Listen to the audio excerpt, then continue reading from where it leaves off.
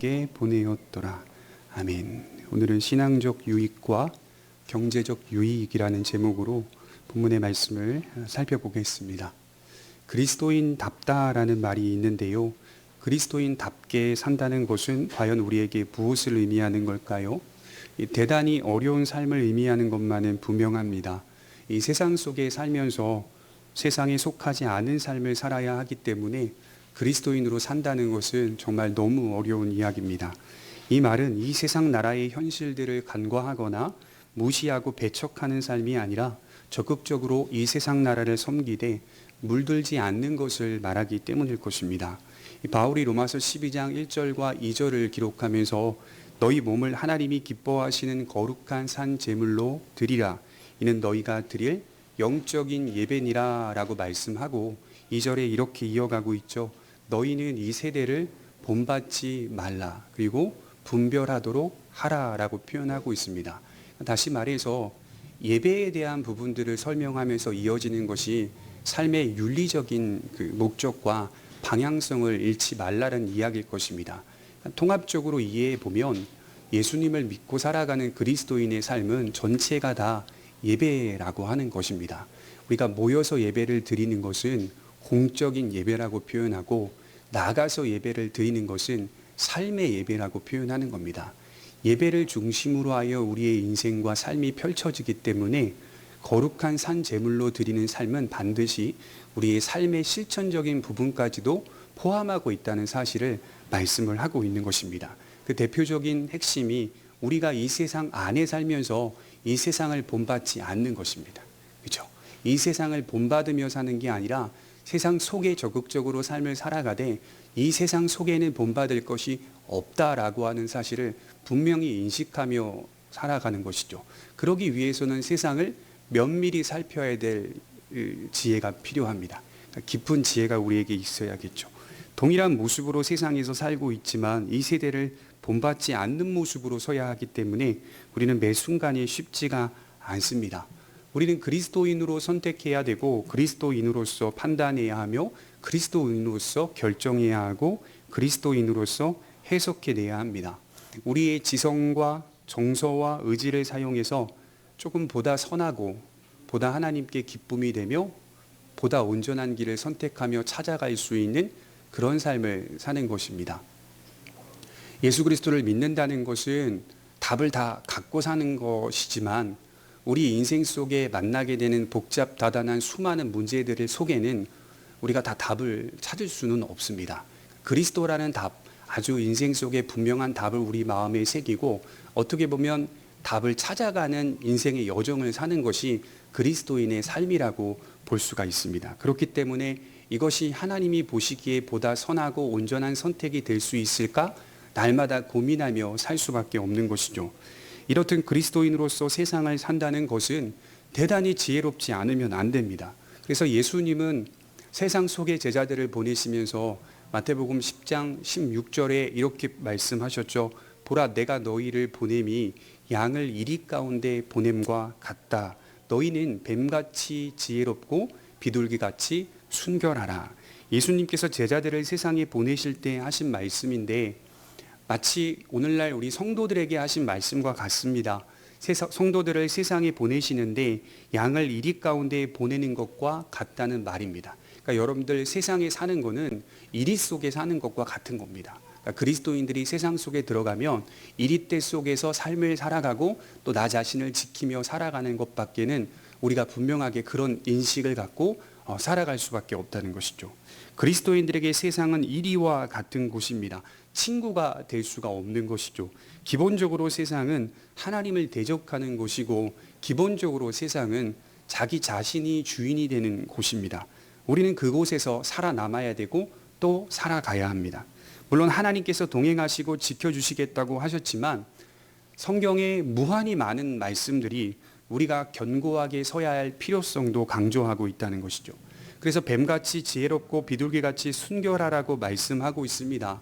보통은 성경 속의 뱀은 부정적인 모습으로 그려집니다. 그래서 보통 뱀이 나오면 부정적인 의미를 띌 수밖에 없지만 여기서는 긍정적인 모습으로 그려지고 있습니다.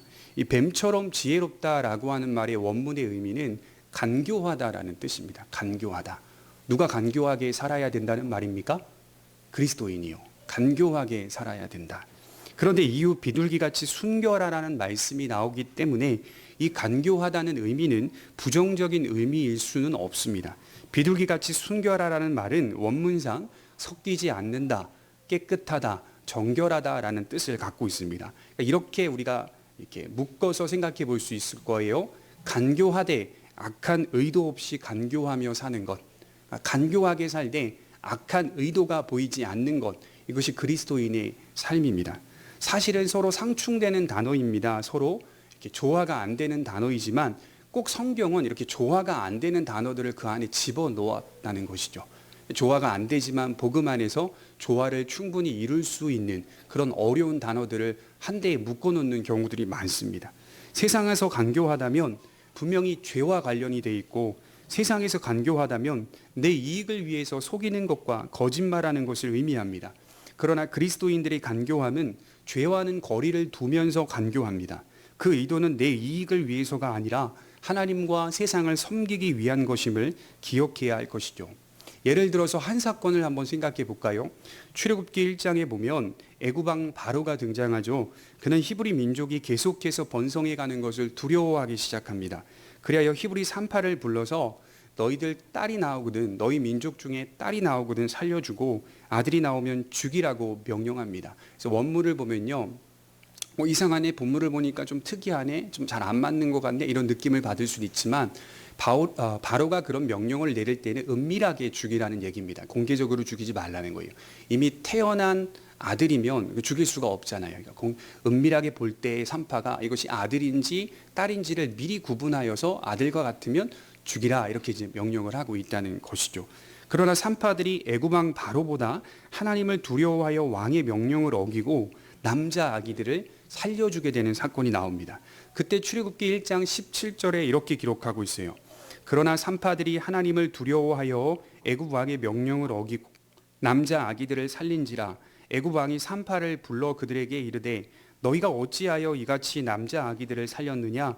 산파가 바로에게 대답하되 히브리 여인은 애굽 여인과 같지 아니하고 건장하여서 산파가 그들에게 이르기 전에 해산하였더이다 하매. 저는 성경을 읽으면서 성경에서 유일하게 찾아볼 수 있는 선의의 거짓말, 믿는 사람도 거짓말을 하는데 성경에서 아주 유일하게 찾아볼 수 있는 선의의 거짓말이 산파들의 거짓말이다. 히브리 여인들이 건장하여 도착도 하기 전에 아기를 낳았다라고 바로에게 말을 합니다. 과연 그랬을까요? 아닙니다. 문맥상 산파들이 하나님을 두려워하였기 때문에 그렇게 하지 않은 것입니다. 그리고 바로 왕에게는 다른 이야기를 하는 거죠. 선의의 거짓말을 하며 이미 낳아버렸는데 어떡하냐, 이렇게 이야기하고 있어요. 하나님이 이것을 귀하게 보시고 산파들에게 은혜를 베푸셨다라고 하죠. 산파들이 받은 축복에 대해서 이어서 이렇게 결론적으로 말하고 있어요. 하나님이 그 산파들에게 은혜를 베푸시니 그 백성은 번성하고 매우 강해지니라.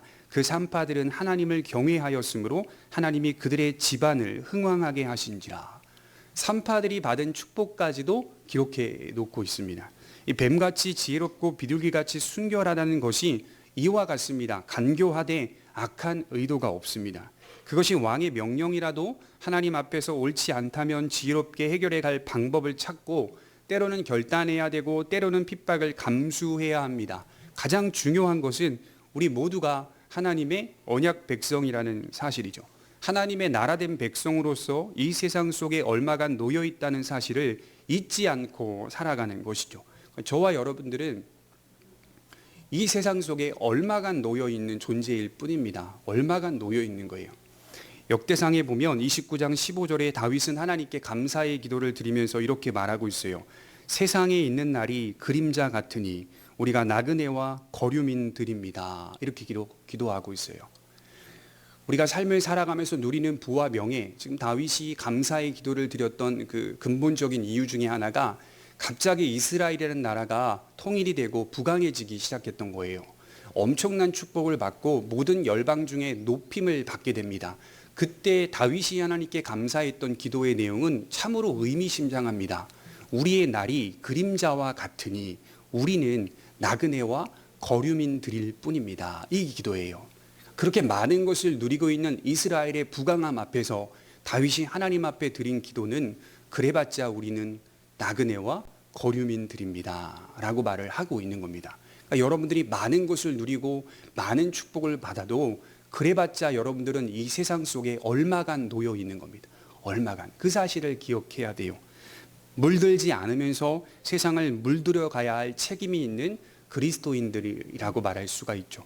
고린도후서 2장 12절에 너희는 그리스도의 향기니 이렇게 바울이 또 표현하고 있어요.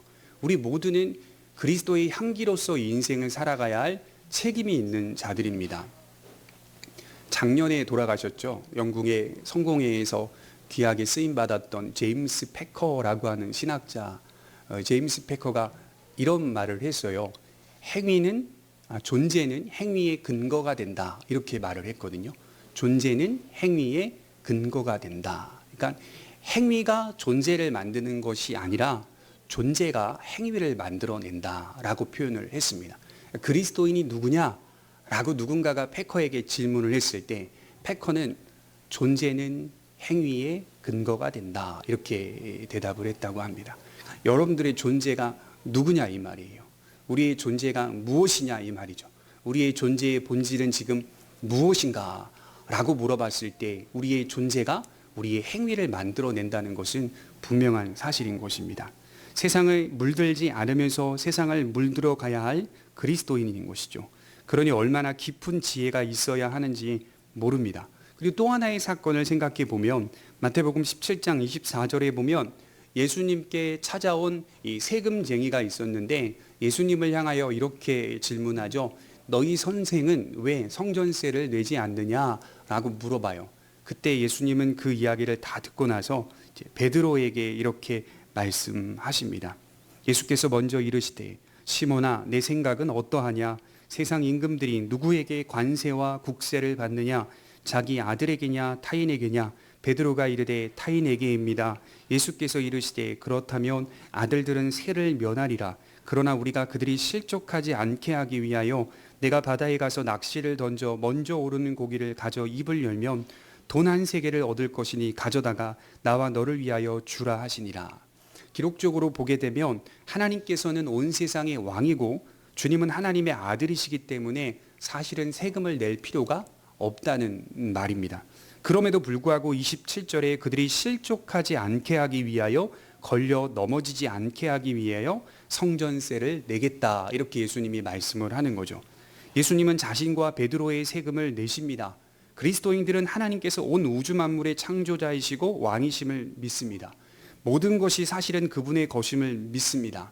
나조차도 숨쉬고 있는 나조차도 사실은 그분의 것입니다. 그래서 바울은 만물이 모두 그에게로 돌아간다.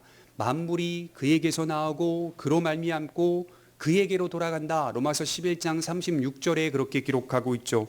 우리는 이러한 분명한 믿음 위에 삶을 세워가는 사람들입니다. 반대로 세상 사람들은 어떻습니까? 믿음 위에 삶을 세울 수가 없습니다. 그러니 저마다 삶의 기준이 다르더라고요. 방향성도 다르더라고요. 어떤 사람은 삶의 궁극적인 목표가 건강이라고 말하는 사람들이 있습니다. 나의 삶의 궁극적인 목표와 방향성은 건강이다. 어떤 사람은 삶의 궁극적인 목표가 물질입니다. 어떤 사람은 삶의 궁극적인 목표가 명예입니다. 어떤 사람은 인간 관계라고 말하는 사람들이 있습니다. 그러나 그리스도인들은 하나의 목적과 하나의 가치와 하나의 목표를 띠고 나아가죠. 그러니까 기준이 없기 때문에 세상 사람들은 수많은 것들 위에 자신의 삶을 꾸려가고 있다는 것을 볼 수가 있죠. 우리는 믿음 위에 반석 위에 우리의 삶을 세웁니다. 이것은 세상이 이해하지 못한다라고 말씀하였습니다. 그래서 요한복음 14장 17절에 보면 세상은 능히 그를 받지 못하나니 라고 기록하고 있어요. 세상은 성령을 받지 못하고 세상은 그리스도의 진리를 받지 못하기 때문에 저마다 각각의 기준을 갖고 방향성을 가지며 살아갈 뿐이다. 그러나 너희는 그를 아나니 너희는 성령을 받지 않았느냐. 예수님이 그렇게 말씀하셨죠. 성령의 은혜가 없이는 믿음 위에 반석 위에 집을 세울 수가 없습니다. 그래서 우리의 삶은 분명히 같은 것 같아요. 나아가 보면 세상 사람들과 똑같아요. 다르지 않아요. 같은 것 같지만 같은 듯 분명히 다르게 달려가고 있는 삶이 그리스도인의 삶입니다. 오늘 본문을 보시면 솔로몬이 두로왕 히람과 두 번째 거래를 하고 있습니다. 두로왕 히람은 사무엘하 5장에 처음 등장하는 왕인데 다윗과 좋은 관계 속에 놓여 있던 이방 왕입니다. 그는 다윗을 너무 사랑해서 다윗을 위하여 집을 건축해 주었던 이방 왕입니다. 히람은 평생에 다윗의 믿음과 삶을 지켜보면서 존경했습니다. 그리고 이후 다윗의 아들 솔로몬을 도와서 여호와의 성전을 건축하는 일에 힘써 도와줍니다. 몇 년 동안 도와줬을까요? 무려 20년 동안 솔로몬의 건축을 도와줍니다. 그만큼 히람과 솔로몬과의 관계가 매우 친밀했다는 것을 볼 수가 있어요. 여러분들이 9장을 읽어보셨으면 아시겠지만 건축만 도와준 게 아닙니다. 9장 26절과 27절에 보면 에시온 게벨에서 항해 기술을 가르치고 배를 제조하는 것도 도와주는 일을 했던 사람이 히람입니다. 페니키아의 조상이기 때문이죠. 민족들이기 때문이죠. 항해 기술이 발달했기 때문이죠. 엄청나게 많은 시간 동안 친밀하게 솔로몬을 도와준 이방 왕이었죠. 5장 11절을 한번 찾아보겠습니다. 열왕기상 5장 11절입니다.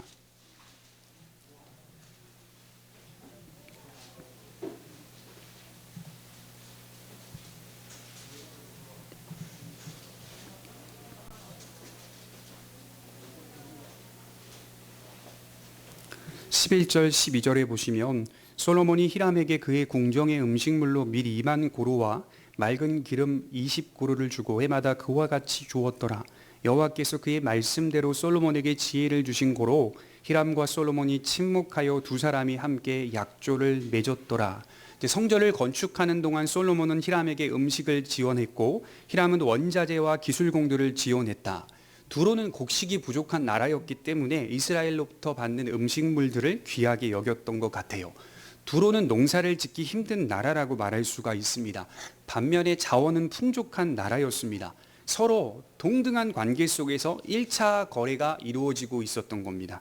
이러한 모습은 솔로몬의 지혜요, 공의요, 평화의 모습이었다 정의할 수 있겠죠. 그런데 오늘 이상하게도 히람과 두 번째 거래 장면은 첫 번째 거래 장면과는 사뭇 다릅니다. 지혜롭지 못한 것 같고 공의롭지 못한 것 같고 불평등한 거래인 것은 확실합니다. 그냥 거래 같아요, 오늘 본문은. 하지만 자세히 보시면 솔로몬의 이중성을 볼 수 있는 사건입니다. 장차 일어날 암울한 이야기의 전조가 아닌가 싶어요. 자세히 살펴보시면 10절에 솔로몬이 두 집 곧 여호와의 성전과 왕궁을 20년 만에 건축하기를 마치고 갈릴리 땅의 성읍 20곳을 히람에게 주었으니 이는 두로왕 히람이 솔로몬에게 그 온갖 소원대로 백향목과 잣나무와 금을 제공하였습니다. 솔로몬은 히람에게 갈릴리 땅의 성읍 20곳을 넘겨줍니다. 자세히 읽어보시면 고마워서 은혜에 보답한 듯 보이지만 14절에 보시면 알 수 있듯이 결론적으로는 금 120달란트를 받고 판 것이에요. 120달란트가요 약 4톤에서 5톤 정도의 분량이라고 합니다. 어마어마한 금을 받고 갈릴리 땅의 20성읍을 이렇게 히람에게 내어준 거죠. 여러분, 먼저 히람은 어떤 사람이죠? 이방 사람이지만 정말 괜찮은 사람이다. 부친 다윗 때로부터 솔로몬 때까지 진심으로 이스라엘 백성들을 도와준 사람. 여호와의 성전과 솔로몬의 왕궁 건축이 20년 정도 걸렸습니다. 자그마치 20년 동안 솔로몬을 도와준 겁니다. 어떤 사업을 20년 동안 도와주었다면 그건 정말 괜찮은 사람이 맞습니다. 특히 고대 근동에서는 배신이 빈번했다고 해요. 그러나 히람은 최선을 다해 솔로몬을 도와주었습니다. 아마 히람에게도 어떤 기대와 소망이 있지는 않았을까요? 제가 상상력을 발휘해서 추측컨대 기대와 소망이 있었을 거예요. 우리나라도 두로도 이스라엘과 같이 됐으면 좋겠다 싶은 생각을 했을 겁니다. 그리고 그런 기대와 소망이 갈릴리 땅의 성읍 20곳을 받음으로 더 부풀어 올랐을 것입니다. 특히 지나온 솔로몬의 기도 속에서 알 수 있듯이 이방인도 여호와의 성전을 향하여 기도하고 여호와를 경외할 수 있다는 사실을 열어놓았다는 것을 볼 때 이방인도 하나님의 백성이 될 수 있다는 기대와 소망을 가졌을 수도 있을 것입니다. 그래서 열왕기상 8장 41절에 한번 보시면 열왕기상 8장 41절입니다. 그 전장을 한번 보시면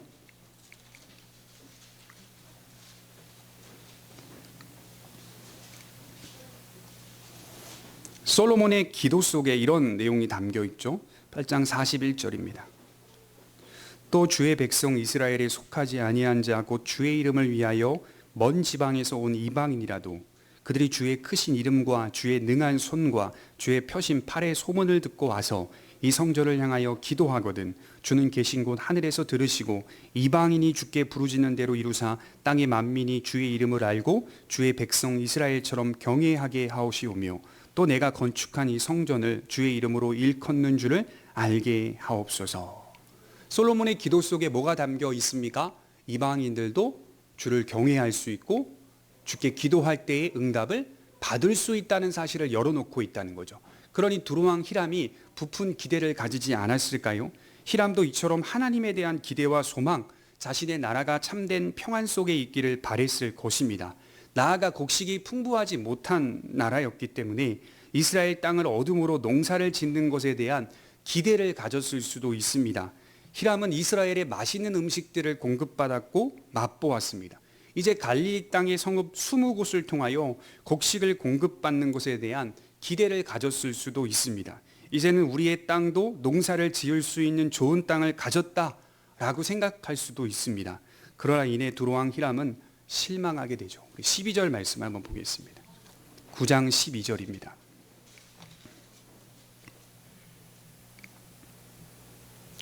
우리 같이 한번 13절까지 읽어보겠습니다. 시작. 히람이 두로에서 와서 솔로몬이 자기에게 준 성읍들을 보고 눈에 들지 아니하여 이르기를 내 형제여 내게 준 이 성읍들이 이러한가 하고 이름하여 가불 땅이라 하였더니 그 이름이 오늘까지 있느니라. 자, 갈릴리의 성읍 20곳을 보러 히람이 도착했는데 자세히 보니까 기대했던 것과는 완전히 달랐어요. 왜냐하면요, 여기 지도상으로 보면 아스엘 지파가 이 북동쪽에 있는데 아스엘 지파의 경계 밖에 있는 땅이었습니다. 이곳이. 근데 이 땅이 다 산악지대로 구성되어 있습니다. 그러니까 농사를 지을 수 있는 땅이 아니다. 산악지대다. 누구와 같은 땅입니까? 두로 지역과 같은 땅이었어요. 크게 다를 바 없는 땅이었습니다. 혹시 젖과 꿀이 흐르는 땅을 기대하진 않았을까요? 그는 실망했고 그 땅을 가불이라고 불렀습니다. 히브리어로 가불은 무가치하다라는 뜻입니다. 의미 없다, 쓸모없는 땅이다라고 불렀습니다. 솔로몬은 히람에게 농사를 지을 수 있는 좋은 땅을 제공한 게 아니라 척박한 땅이나 크게 중요하지 않은 땅을 제공했던 것입니다. 자기는 5톤 정도 되는 금을 받았으면서 정작 히람에게는 무가치한 땅을 제공하고 있습니다. 나중에요, 역대하 8장 1절과 2절에 보면 히람이 이 땅을 돌려주었더라 이렇게 기록하고 있어요. 왜 돌려주었겠어요? 의미가 없어요. 그 땅을 가지고 있어도 쓸모가 없는 땅이기 때문에 다시 솔로몬에게 돌려주었더라 이렇게 기록하고 있습니다.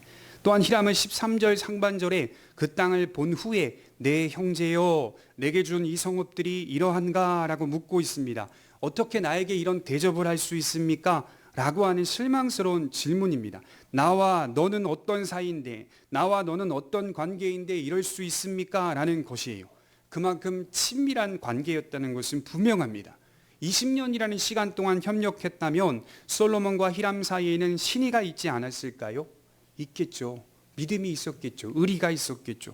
그런데 오늘 이 거래는 신의를 저버리는 행동이었다고 볼 수가 있어요.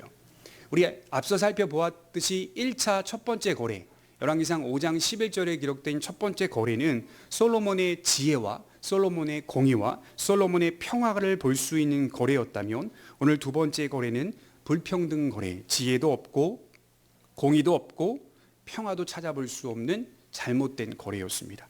이런 거래를 누가 하고 있어요? 솔로몬, 샬롬, 평화의 왕인, 지혜의 왕인 솔로몬이 하고 있어요. 다시 말해서 믿는 자가 하고 있는 겁니다. 다윗은 우호적인 나라들에게 매우 우호적인 자세를 가졌어요. 자기를 도와준 나라들에게 진심으로 대해줬던 왕이고 진심으로 위로해줬고 진심으로 도와주었어요. 그러나 오늘 솔로몬은 이와는 전혀 다른 모습입니다.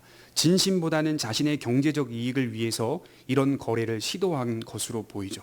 그도 그럴 것이 성전 건축 이후, 왕궁 건축 이후에 계속해서 수많은 건축을 이어가는 것을 볼 수가 있어요. 여러분 15절부터 28절까지의 내용에 이렇게 적혀 있습니까? 혹시 제 성경엔 이렇게 적혀 있어요. 위에 소대지로 솔로몬의 나머지 업적 다 이렇게 적혀 있습니까? 굉장히 긍정적인 의미로서 대지를 잡은 것 같은데요. 저는 그렇게 보지 않아요. 양면성으로 봅니다. 이 잡다한 건축들을 계속해서 해간다는 것은요, 국민들에게 많은 부담을 줄 수밖에 없는 겁니다. 세금을 걷어야 됩니다. 역군을 일으켜야 됩니다. 징집해야 됩니다. 많은 국민들이 어려움을 겪어요. 경제적 번영을 이루었고 부강함을 이루었음에도 불구하고 계속해서 솔로몬은 건축을 이어가고 있다. 그러니 솔로몬에게는 뭐가 필요했겠습니까? 금이 필요했어요. 금. 계속하여 금들을 모을 수밖에 없었던 것으로 저는 그렇게 이해를 하고 있습니다. 그러니까 풍요와 번영의 양면성을 잘 보셔야 돼요. 풍요와 번영. 풍요와 번영이 그렇게 좋은 것만은 아니다라고 하는 사실을 성경이 조심스럽게 끼워서 집어넣고 있는 건 아닐까, 이런 생각들을 하게 됩니다. 백성들 입장에서는 계속되는 건축이 큰 부담으로 느껴졌기 때문에 솔로몬은 이 부담을 조금씩 덜어주면서 그럼에도 불구하고 많은 양의 금이 필요하여 건축하는 데 사용해야 하기 때문에 계속하여 그 일들을 이루어 가야만 했었던 것이죠. 그러니 그는 경제적 이익을 얻으면서 동시에 나름대로 명분을 세웠던 것입니다.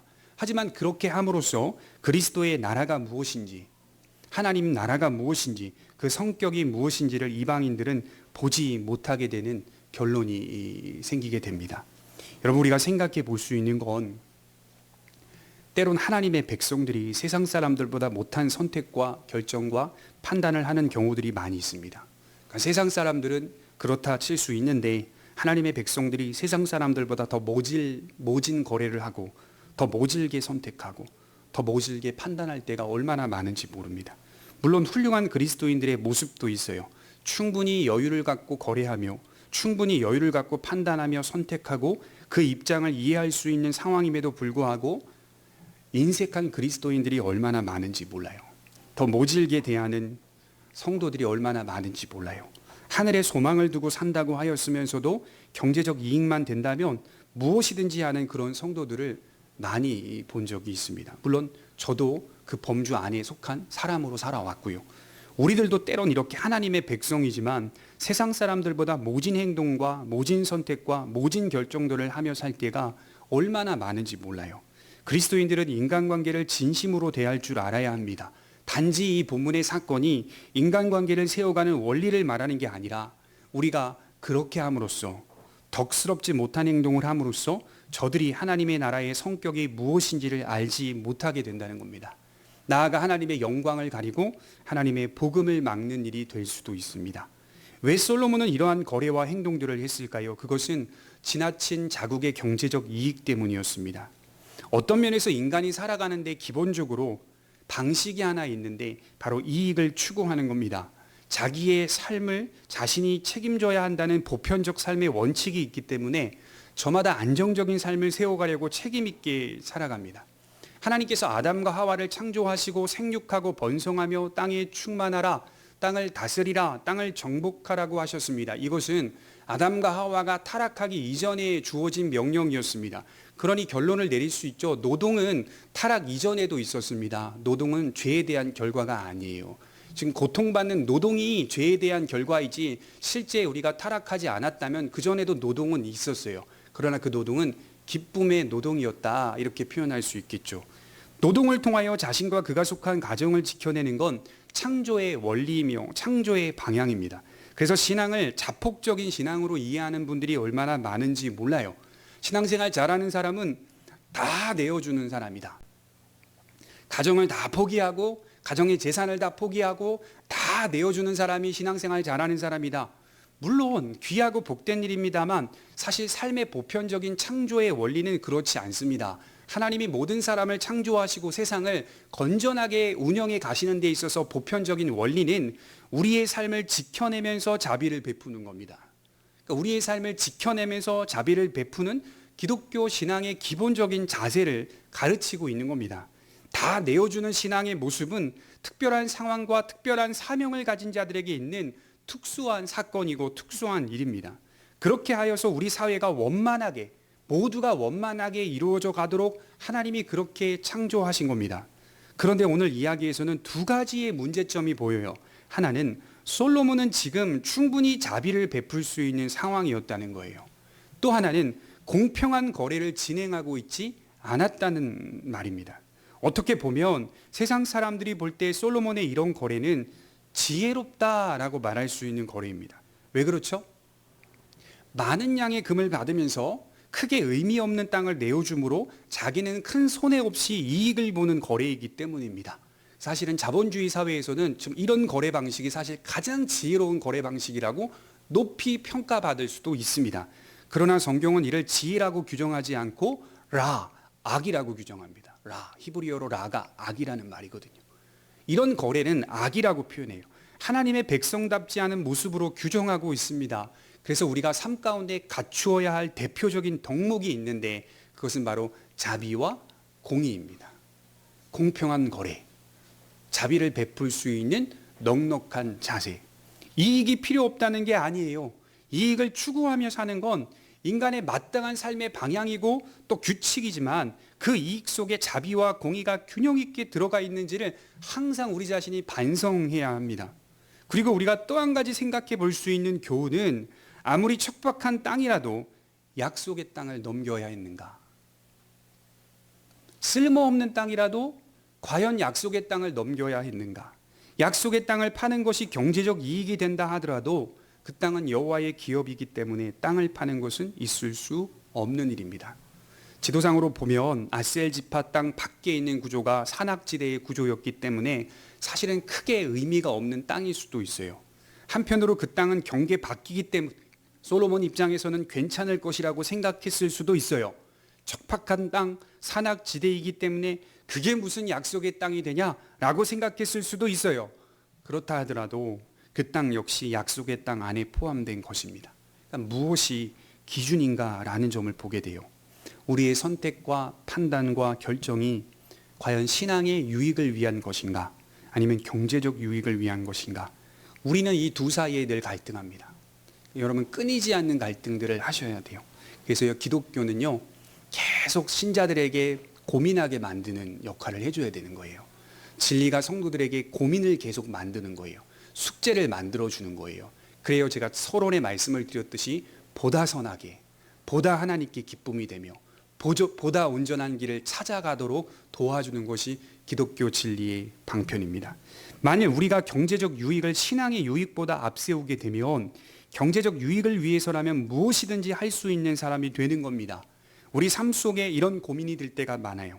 경제적 문제만이 아니라 모든 면에, 다방면에 우리는 신앙의 유익이 되는 것인지를 고민하며 살아가야 합니다. 그럼에도 성경은 우리에게 그 방향을 놓지 않도록 원칙을 제공해 주는데 아무리 미약한 것이라도 그것이 내 신앙에 피해를 주는 것이라면 피하라. 내가 아무리 지금 경제적 이익을 얻는 그런 좋은 상황에 놓여 있다 하더라도 이것이 내 신앙에 있어서 큰 피해를 주고 막대한 손해를 주고 영적인 침체를 가져다 주는 것이라면 되도록 피하라.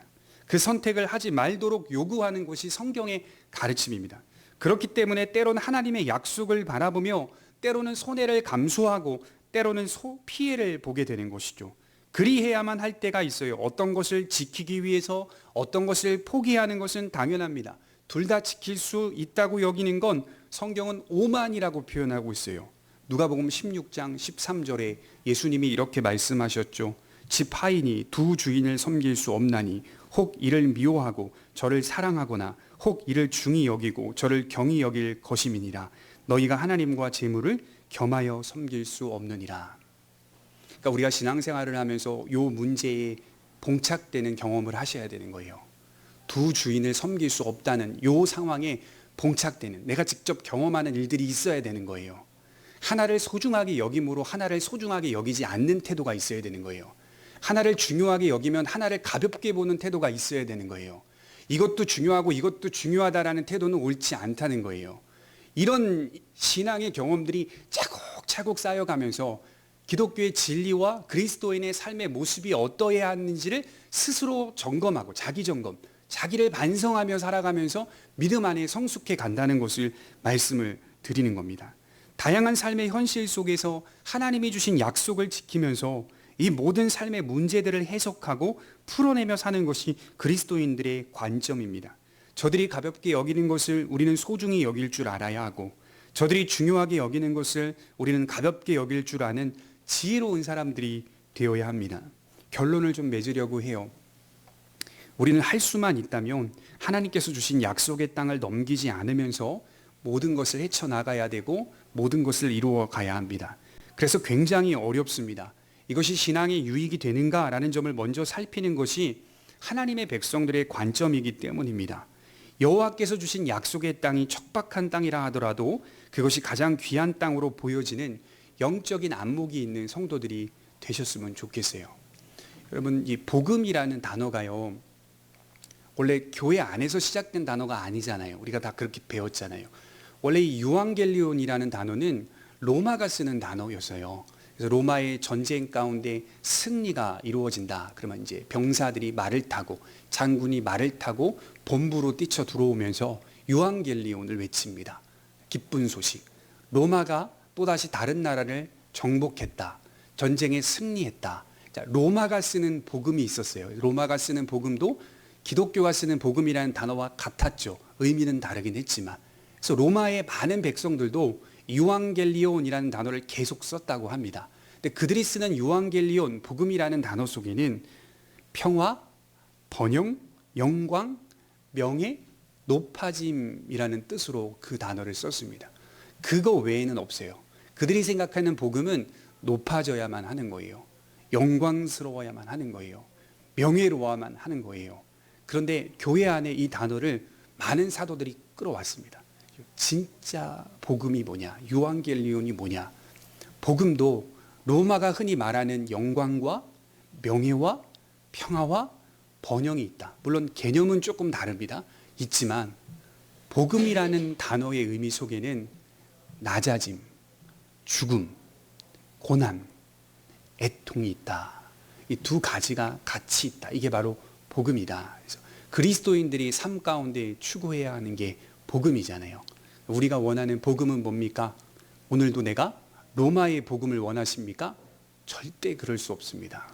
로마의 복음, 명예, 영광, 높아짐, 하나님 우리를 그렇게 끌고 가시지 않습니다. 진짜 복음을 보기 원하는 사람들 속에는 낮아짐, 애통, 고난, 절망도 경험합니다. 자기 부인, 이런 것도 다 복음이라는 단어 속에 담겨 있는 의미입니다. 왜 그렇습니까? 예수님이 가신 길이기 때문이에요. 예수님이 가신 길. 영광스러운 길을 걸어가시면서 예수님 안에는 낮아짐이 있었고 자기 부인이 있었고 슬픔이 있었고 애통이 있었습니다. 그 가운데서 주님이 찾은 건 진정한 영광이고 진정한 높아짐입니다. 역설적인 신앙, 그런 신앙이 하나님이 우리에게 요구하는 신앙이라고 믿습니다. 기도하겠습니다.